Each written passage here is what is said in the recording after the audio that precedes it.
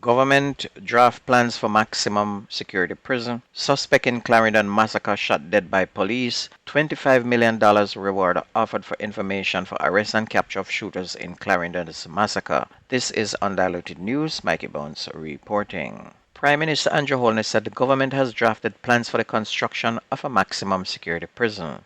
Mr. Holness said renewed attention is being given to the issue, particularly in light of information that people behind bars were among the masterminds behind Sunday's brutal mass shooting in Clarendon. But Mr. Holness conceded that the construction of a new prison was not high on the government's agenda at this time due to budgetary constraint. He said building a new prison would certainly draw quite a bit of political attention as to whether or not that is wise use of funds when the country needs new hospitals, new schools, roads, and other issues. Meanwhile, the Jamaica government on Wednesday offered cash rewards amounting to $25 million for credible information leading to the arrest and conviction of those behind Sunday's massacre in Cherry Tree Lane in Clarendon. This represents the largest ever such reward offered in the country's history. 8 people were killed, including a 7-year-old boy, and 11 others wounded during the attack. Prime Minister Andrew Holness, speaking at Jamaica House on Wednesday morning, said the $25 million fund has been established to fast-track the pace of the investigators. Of that amount, he said, $6 million will be given for credible information leading to the arrest and charge of any suspect involved in the killings, particularly those who were involved in pulling the trigger, and that is up to a maximum of $1 million per person.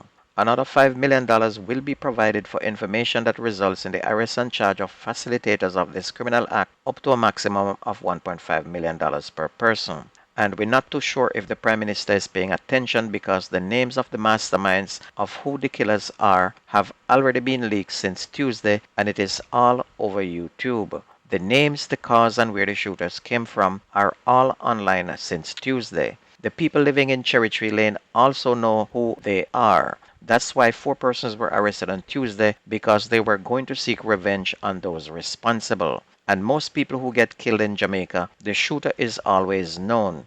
But no one wants to call names because the same police come back and tell the shooter, or when they get arrested, the judge let them come out to shoot the person who squealed on them. Anyway, at least 5 persons have already been arrested for this shooting. Here is Prime Minister Andrew Holness. $6 million Jamaican dollars for credible information leading to the arrest and charge of any suspect involved in the killing, particularly those who were involved in pulling the trigger. And that is up to a maximum amount of $1 million per person. $5 million for information aiding in the investigation, arrest and charge of facilitators of this criminal act, up to a maximum of $1.5 million per person. We will give a reward for the provision of information and intelligence leading to the recovery of the firearms that were involved and any information on the networks involved in the supply of those firearms. $5 million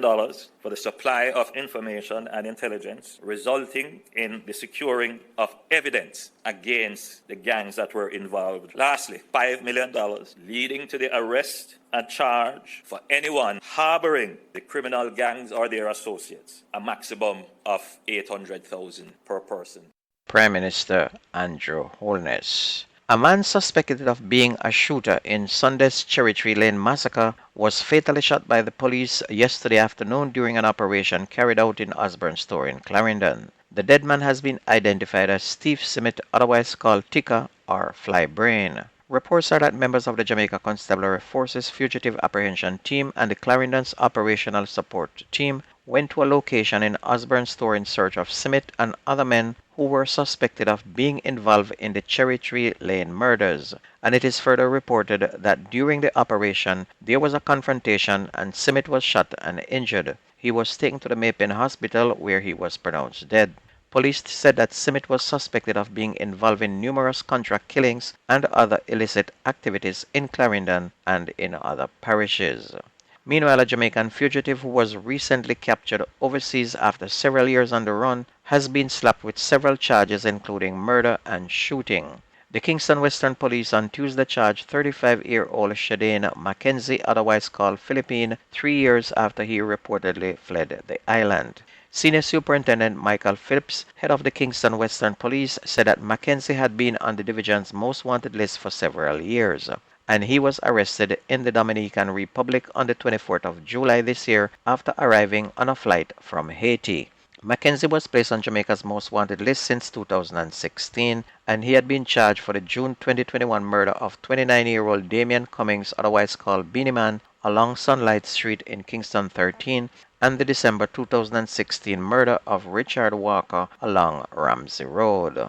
A suspect said to be a repeat offender is back behind bars for the offense of burglary, and this time he has company with another man being arrested alongside him. They were picked up during a police operation in Kingsland, Manchester on Tuesday.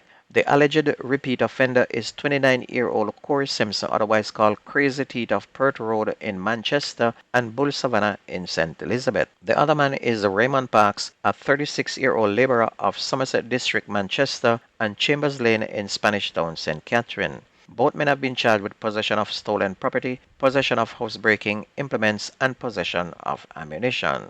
On to sports. Football analyst Andrew Price says a resolution between Aston Villa winger Leon Bailey and the Jamaica Football Federation should be among the list of short-term objectives for new Reggae Boys head coach Steve McLaren. Price, in responding to a Gleaner article on Tuesday where General Secretary of the JFF Dennis Chung was quoted as saying the situation remains the same, adding that the JFF suspended his selection and asked that he write to the local governing body stating his desire to play for the team so that the JFF would not have the previous misunderstanding. Bailey had said he was taking a break from the Jamaica squad, so the JFF should just either get him to apologize, reinstate him, or just permanently bar him and then move on. The team needs to move on from here. The second test between the West Indies and South Africa will begin today in Guyana. The first test was drawn due to rain, and the home team is expected to win and clear a 32-year drought of not beating South Africa in a test series. But the current West Indies team is very unpredictable, and we cannot depend on them, neither can we make any prediction of what they will do. And if you ever miss the news on this radio station, please go to YouTube, type in Jamerican Undiluted news. Listen, like, share, subscribe to keep us going. That's news and sports on your favorite radio. My name is Mikey Bones. I gone.